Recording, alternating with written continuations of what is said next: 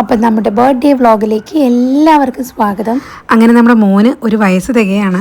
Call ചെയ്തും message അയച്ചും video ഉണ്ടാക്കിയൊക്കെ wish ചെയ്ത എല്ലാവർക്കും ഒരുപാട് നന്ദി. നിങ്ങളുടെ ഈ സ്നേഹവും ബ്ലെസ്സിങ്ങും ഒക്കെ ഞങ്ങളുടെ കൂടെ എപ്പോഴും വേണം. അപ്പം നമുക്ക് നേരെ നമ്മുടെ വ്ളോഗിലേക്ക് പോവാം. ആ ദിവസത്തിൻ്റെ ഒരു തുടക്കം എങ്ങനെയായിരുന്നു എന്ന് വെച്ചാൽ, ഞാനും എൻ്റെ ഹസ്ബൻഡും മോനും കൂടെ അമ്പലത്തിലേക്ക് പോയി. അപ്പോൾ ആരുട്ടി എവിടെയെന്ന് നിങ്ങൾ എന്തായാലും ചിന്തിക്കുന്നുണ്ടാവും. മോളതിൻ്റെ തലേ ദിവസം നല്ല ലേറ്റായിട്ടാണ് കിടന്നുറങ്ങിയത്. അതുകൊണ്ട് തന്നെ രാവിലെ തീരെ എഴുന്നേൽക്കുന്നുണ്ടായിരുന്നില്ല. പിന്നെ ഞങ്ങൾ പിടിച്ച് വലിച്ച് കൊണ്ടുപോകണ്ടെന്ന് വിചാരിച്ചു. എന്തായാലും വൈകുന്നേരം ഫംഗ്ഷൻ ഉള്ളതല്ലേ, അപ്പോൾ നല്ലപോലെ ഒന്ന് ഉറങ്ങിക്കോട്ടെ എന്ന് ഞങ്ങളങ്ങ് കരുതി. പ്രാർത്ഥനയൊക്കെ കഴിഞ്ഞ് ഞങ്ങൾ ഇറങ്ങി വരുമ്പോൾ ദേ കിടക്കുന്നു ഉപ്പുമാവ്. അമ്പലത്തിൽ ഉപ്പുമാവിനും പപ്പടത്തിനും ഒരു പ്രത്യേക ടേസ്റ്റ് ആണല്ലേ. കുറേ കാര്യങ്ങൾ അന്ന് ചെയ്യാൻ ബാക്കി കിടക്കുന്നുണ്ടായിരുന്നു. അതുകൊണ്ട് പെട്ടെന്ന് പോയി വീട്ടിലേക്ക് എത്താം എന്നുള്ള പ്ലാനിലാണ് വന്നത്. ഇനി എന്ത് പണിയുണ്ടെങ്കിലും ഉപ്പുമാവ് കഴിഞ്ഞിട്ട് മതി ബാക്കി എന്തും എന്ന് ഞങ്ങളങ്ങ് തീരുമാനിച്ചു. സാധാരണഗതിയിൽ ഞങ്ങൾ അമ്പലത്തിലെത്തുന്നതും നമ്പൂതിരി നടയടച്ച് പോകുന്നതും ഏകദേശം ഒരു സമയത്താണ്. അതുകൊണ്ട് ഒരിക്കൽ പോലും ഇത് കഴിക്കാൻ കിട്ടാറില്ല. അന്ന് മോൻ്റെ ബർത്ത്ഡേ ആയതുകൊണ്ട് ഞങ്ങൾ കുറച്ച് ഡീസൻ്റ് ആവാമെന്ന് കരുതിയതാണ്. അതുകൊണ്ട് ഇനി എന്നും ഇത്തിരി നേരത്തെ അമ്പലത്തിലേക്ക് ഇറങ്ങാമെന്നാണ് ഞങ്ങളുടെ തീരുമാനം. 1 year old baby, big boy. I am into big boy. ഉച്ചത്തേക്ക് അമ്മേൻ്റെ വക ഒരു ചെറിയ സദ്യ ഉണ്ടാക്കിയിട്ടുണ്ടായിരുന്നു. അപ്പോൾ അത് ഞങ്ങൾ വേഗം കഴിച്ചിട്ട് ബാക്കി പരിപാടിയിലേക്ക് കിടക്കാമെന്ന് വിചാരിച്ചു. ഞങ്ങൾ മാത്രമല്ല, ഞങ്ങൾ കൂടെ ഒരാളും കൂടെ ഉണ്ട്. എന്നെ എൻ്റെ മോളെയും ബർത്ത്ഡേക്ക് സുന്ദരിയാക്കി തന്ന ആളാണ് കേട്ടത്. വെറും ഒരു മേക്കപ്പ് ആർട്ടിസ്റ്റായിട്ട് വന്നിട്ട് ഞങ്ങളുടെ ഫാമിലിയിൽ ഒരു മെമ്പറിനെ പോലെ ആയിട്ടാണ് കേട്ടോ അവൾ തിരിച്ചു പോയത്. മേക്കപ്പ് ചെയ്യാൻ പാവം കറക്റ്റ് ടൈമിന് വീട്ടിലെത്തിയിട്ടുണ്ടായിരുന്നു. പക്ഷേ മോൻ കരച്ചിൽ, മോന് ഫുഡ് കൊടുക്കാൻ പോലൊക്കെ ആയിട്ട് എനിക്ക് നിന്ന് കൊടുക്കാൻ പറ്റുന്നുണ്ടായിരുന്നില്ല. അങ്ങനെ ഒരു 2 മണിയൊക്കെ കഴിഞ്ഞിട്ടുണ്ടായിരുന്നു നമ്മൾ മേക്കപ്പ് സ്റ്റാർട്ട് ചെയ്യാൻ. എനിക്ക് ഇവളെ പരിചയപ്പെടുത്തി തരുന്നത് എൻ്റെ ഡിയറസ്റ്റ് ഫ്രണ്ട് അനുജയാണ്. അവൾ പാവം എല്ലാ കാര്യത്തിനും എൻ്റെ പിന്നാലെ ഉണ്ടായിരുന്നു ബർത്ത്ഡേ വരെ. കറക്റ്റ് ബർത്ത്ഡേൻ്റെ തലേന്ന് നമുക്ക് വൈറൽ ഫീവറായി. അതിന് പാവം ഒരുപാട് ഇങ്ങനെ സങ്കടം പറഞ്ഞുകൊണ്ടിരിക്കുകയായിരുന്നു. ചെറുതിൻ്റെ മുന്നിലൊരു പ്ലേറ്റൊക്കെ വെച്ച് ചോറ് വിളമ്പി ഒരു വീഡിയോ ഒക്കെ എടുക്കാമെന്ന് ഞാൻ വിചാരിച്ചിട്ടുണ്ടായിരുന്നു. പക്ഷേ എൻ്റെ ചെറുത് അതിനൊന്നും നിന്നില്ല. പ്ലേറ്റും ചോറൊക്കെ എവിടേക്കോ പറന്നു പോവുമായിരുന്നു. പിന്നെ ഞങ്ങൾ പ്ലാൻ ബിയിലേക്ക് കടന്നു.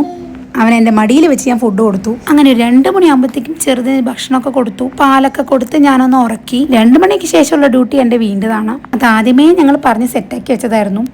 എൻ്റെ മോൾക്ക് ഒരു ക്ഷമയുണ്ടായിരുന്നില്ല. അവൾ നേരെ പോയി ഡ്രസ്സങ്ങ് ഇട്ടു. ചെറുതൊന്ന് ഉറങ്ങി എഴുന്നേറ്റപ്പോഴേക്കും അവൻ്റെ ഫേവറേറ്റ് ഫുഡായ എഗ്ഗ് ഞങ്ങളങ്ങ് കൊടുത്തു. അവനാകെ ഇഷ്ടമുള്ളതും കഴിക്കുന്നതുമായിട്ടുള്ള ഒരു സാധനം എഗ്ഗാണ്. വേറെ എന്ത് കൊടുത്താലും തുപ്പിക്കളയും. അങ്ങനെ ഞങ്ങളുടെ മേക്കപ്പ് സ്റ്റാർട്ടായി. നിങ്ങൾക്ക് ഈ വീഡിയോ കാണുമ്പോൾ തന്നെ മനസ്സിലാവുന്നുണ്ടാവും ഞങ്ങൾ തമ്മിലൊരു വൈബ്. ഒരു 2 മണിക്ക് തുടങ്ങി ഒരു 3:30 ആകുമ്പോഴത്തേക്കും എല്ലാ പരിപാടിയും കഴിയുമെന്നായിരുന്നു ഞങ്ങൾ വിചാരിച്ചത്. പക്ഷെ ഞങ്ങളുടെ കഥ തുടങ്ങി അതെവിടെ അവസാനിക്കാതെ ഞങ്ങൾ മേക്കപ്പ് തീർന്നത് 5 മണിക്കാണ്. ആരുട്ടിക്കാണെങ്കിൽ മേക്കപ്പ് ചെയ്യാൻ വേണ്ടിയിട്ട് തിരക്കായിട്ട് അവിടെ ഭയങ്കര പ്രശ്നം ഉണ്ടാക്കിയപ്പോൾ ഞങ്ങൾ ഫോണും കൈ കൊടുത്തു. അവളങ്ങനെ ഫോൺ കാണാറില്ല. പക്ഷേ ചില അത്യാവശ്യ ഘട്ടങ്ങളിൽ ഞങ്ങൾ ഫോൺ കൊടുക്കാറുണ്ട്. അതിനിടയ്ക്ക് മോൻ്റെ കരച്ചിൽ കേട്ടപ്പോൾ ഞാൻ ഓടിയതാണ്. പിന്നെ ചെറുതിനൊന്ന് സമാധാനിപ്പിച്ച് കുറച്ച് നേരം കളിപ്പിച്ച് പാലൊക്കെ കൊടുത്ത് ഒന്ന് ഉഷാറാക്കി ഞാൻ വീണ്ടും വീൻ്റെ കയ്യിൽ തന്നെ കൊടുത്തു. ഞങ്ങൾ ആക്ച്വലി വേറൊരു കാര്യം പ്ലാൻ ചെയ്തിട്ടുണ്ടായിരുന്നു. മോനെ കൊണ്ടുവരുന്ന സമയത്ത് ഒരു എൻട്രി ടൈമിൽ ഒരു വണ്ടിയിൽ കൊണ്ടുവരാം എന്നുള്ളതായിരുന്നു പ്ലാന്. അങ്ങനെ ഒരു വണ്ടി ഞങ്ങൾ കണ്ടുവച്ചിട്ടുണ്ടായിരുന്നു. നേരത്തെ വീട്ടിൽ നിന്ന് ഇറങ്ങി അത് വാങ്ങി മോനൊരു സർപ്രൈസ് പോലെ കൊടുത്ത് ഒക്കെ സെറ്റാക്കാമെന്ന് വിചാരിച്ചിട്ടാണ് ഇരുന്നത്. പക്ഷേ ഒന്നും നടന്നില്ല. എല്ലാ കാര്യവും ഇങ്ങനെ പ്രോപ്പറായിട്ട് നടന്നു പോയാൽ അതിലെന്താ ഒരു ത്രില്ല്. ബാക്കി 99% കാര്യങ്ങളും ഞങ്ങൾ പ്ലാൻ ചെയ്ത പോലെ നടന്നിട്ടുണ്ട്. ഈ ഒരു കാര്യം മാത്രം നടന്നില്ലെന്ന് പറഞ്ഞ് സങ്കടപ്പെട്ടിരിക്കുന്നത് ഒരു അഹങ്കാരമായി പോവില്ലേ. മോൻ ഒരുവിധം എല്ലാം സെറ്റാക്കി കൊടുത്ത് തിരിച്ചു വരുമ്പം ഞാൻ കാണുന്ന കാഴ്ച ഇതാണ്. എൻ്റെ സ്ഥാനത്ത് എൻ്റെ മോള്.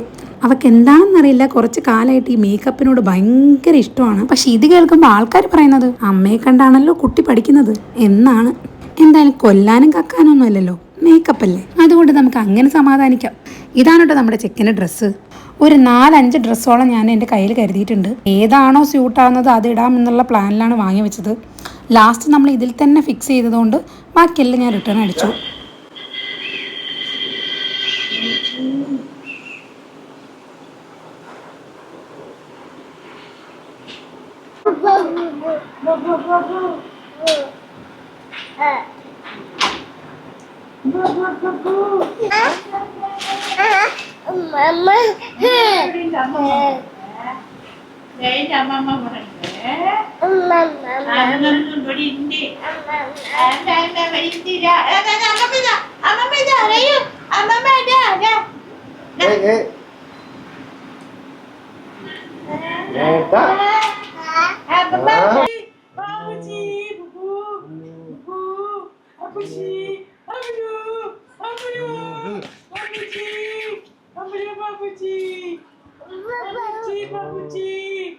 അയ്യോ ഊരില്ലേ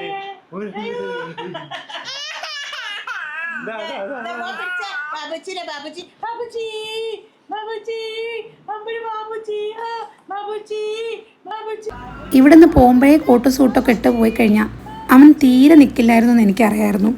അതുകൊണ്ട് തന്നെ ഒരു കോട്ടൻ്റെ ഒരു ഡ്രസ്സ് ഞാൻ ആദ്യമേ വാങ്ങി വെച്ചിട്ടുണ്ടായിരുന്നു. അതിലവൻ നല്ല കംഫർട്ടായിരുന്നു. അവന് എ സി എവിടെയെങ്കിലും ഉണ്ടെങ്കിൽ പിന്നെ ഏത് ഡ്രസ്സ് ഇട്ടാലും അവനൊരു കുഴപ്പമില്ല. അതില്ലെങ്കിലാണ് പിന്നെ ഭയങ്കര ഇറിറ്റേറ്റഡ് ആയിട്ട് വാശി പിടിച്ച് കരച്ചിലായിരിക്കും. എന്തായാലും ഞങ്ങൾ മേക്കപ്പ് ചെയ്യുന്ന സമയത്തിനുള്ളിൽ അവരിതൊക്കെ ഷൂട്ട് ചെയ്ത് എടുത്തിട്ടുണ്ടായിരുന്നു.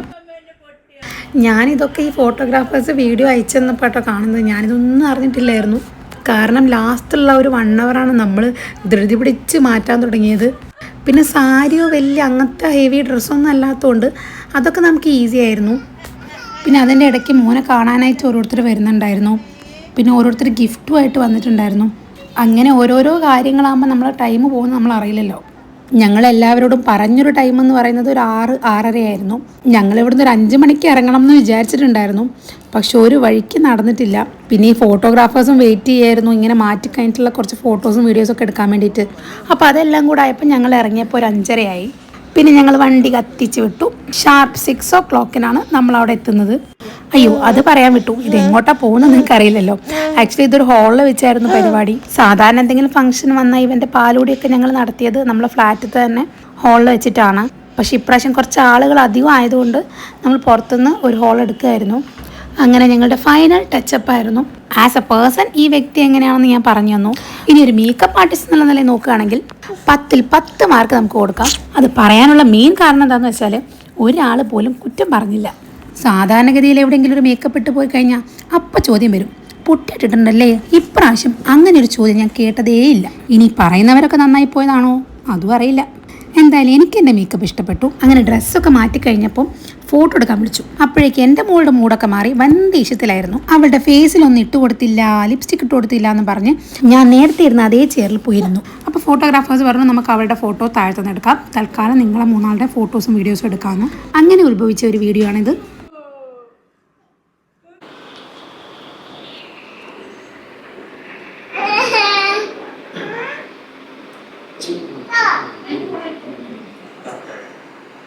അതിൻ്റെ ഇടയ്ക്ക് എന്താ പറ്റിയെന്ന് വെച്ചാൽ ഇവളെ ഒന്ന് മേക്കപ്പൊക്കെ ചെയ്ത് ഹെയറൊക്കെ സെറ്റാക്കി ഞങ്ങൾ കൊടുത്തിട്ടുണ്ടായിരുന്നു. പക്ഷേ മോൾ അതിൻ്റെ ഇടയ്ക്ക് ഉറങ്ങിപ്പോയി. പിന്നെ എഴുന്നേറ്റപ്പോഴത്തേക്കും എല്ലാം കോളായി. പിന്നെ വീണ്ടും ചെയ്യേണ്ടി വന്നു. അങ്ങനെ ഒരു 5:20 ആവുന്ന സമയത്ത് ഞങ്ങൾ വീട്ടിൽ നിന്ന് ഇറങ്ങാനുള്ള പരിപാടി നോക്കി. മോൻ്റെ ഡ്രസ്സും കാര്യങ്ങളൊക്കെ ഞങ്ങൾ കയ്യിലെടുത്തിട്ടുണ്ടായിരുന്നു. നേരെ വണ്ടി എടുക്കാൻ പോയി. അപ്പോൾ ഞങ്ങൾക്ക് കുറച്ചുകൂടി ടൈം കിട്ടി. ബേസ്മെൻറ്റിൽ നിന്ന് നേരെ ഗ്രൗണ്ടിലേക്ക് വരണമല്ലോ. അപ്പോൾ ഫോട്ടോഗ്രാഫേഴ്സ് പറഞ്ഞു നമുക്ക് കുറച്ച് വീഡിയോസ് എടുക്കാമെന്ന്. അപ്പോൾ അങ്ങനെയും കുറച്ച് നല്ല ഫോട്ടോസും വീഡിയോസൊക്കെ ഞങ്ങൾക്ക് കിട്ടി.